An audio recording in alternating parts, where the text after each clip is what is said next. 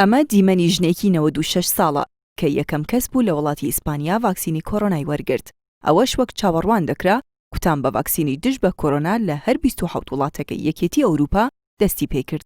سەرەتا ئەو کەسانەی کە لە بواری پزیشکی کار دەکەن و لەگەڵ ئەو کەسانەی تەمەنیان زۆرە ڤاکسینەکە وەردەگرن و زیاتر لە 300 میلیۆن دانش لە ڤاکسینی کۆرۆنا بۆ کیشوەرەکە دابین کراوە.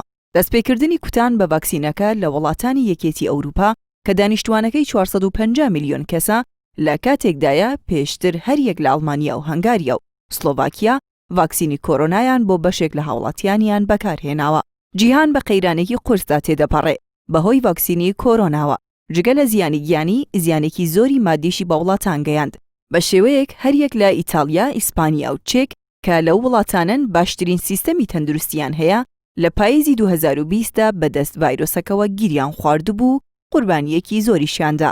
پێش وڵاتانی ئەوروپا بە چەند هەفتەیەک هەر یەک لە بەریتانیا و کەنەدا و ئەمریکا دەستیان کرد بە کوتانی بەشێک لە هاوڵاتیانی وڵاتەکەیان بە ڤاکسینی کۆرۆنا. بە پێی نوێترین ئاماریش تا ئێستا لە ئەوروپا 16 میلیۆن توشبووی کۆرۆنا تۆمار کراوە. لەو ژمارەیە 336,000 توشبوو گیانیان لەدەستداوە. لەسەر ئاستی جیهانیش زیاتر لە 8 میلیۆن توشبووی کۆرۆنا تۆمار کراوە و زیاتر لە 1 میلیۆن و 700,000 کەسیش گیانیان لەدەستداوە و 57 میلیۆن کەسیش چاک بوونەتەوە.